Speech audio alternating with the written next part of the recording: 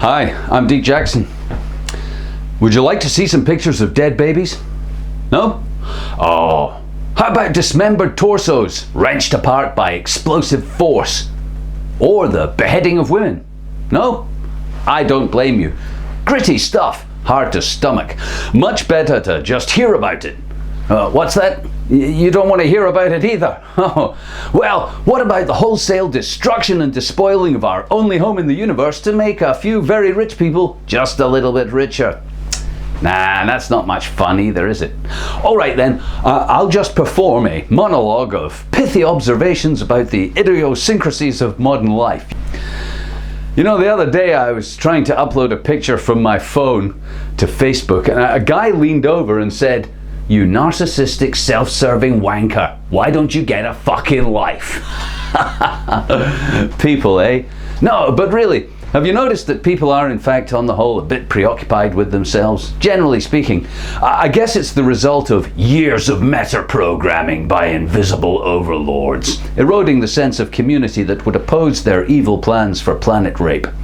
A subtle but all-pervading sense of me, I deserve something for me. After all, look at the suffering and sacrifice we're all making. Getting up, eating shit we didn't grow, drinking water we didn't fetch, using energy we didn't make, and so on. Yep, it's a hard life, and we all deserve some reward for our selfless, single-minded devotion to ourselves. The other day, I was driving along, minding my own business, when I stopped at some lights.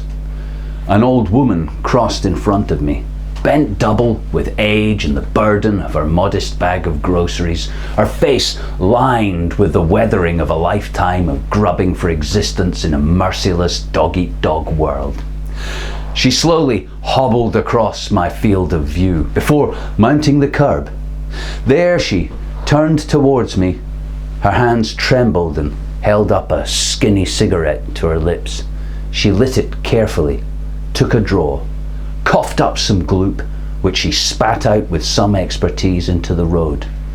And I looked at her and I thought, fuck, you're ugly. Fix yourself up a bit. No one's gonna subscribe to your Instagram if you don't make an effort. Jeez.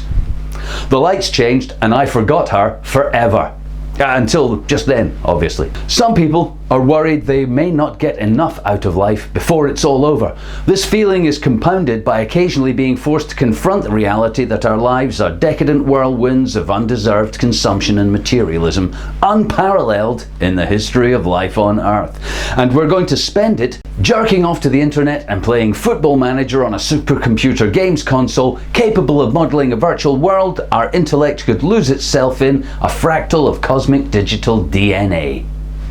For all of us, distracted by such marvels, no longer aware or conscious of the humanity surrounding them, ticking off each day with the meaningless rituals of consumption and self-pleasuring, ultimately dying unloved, unloving, and dissatisfied with life, I would like to offer this little piece of advice. Science has proven our psyche can't tell the difference between real spontaneous joyous laughter that invigorates the soul and shines light into the otherwise dark cheerless world of stuff we inhabit, and totally fake laughter you just put on and act out.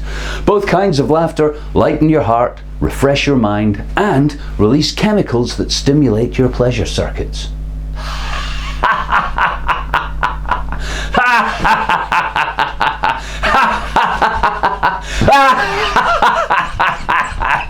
Ha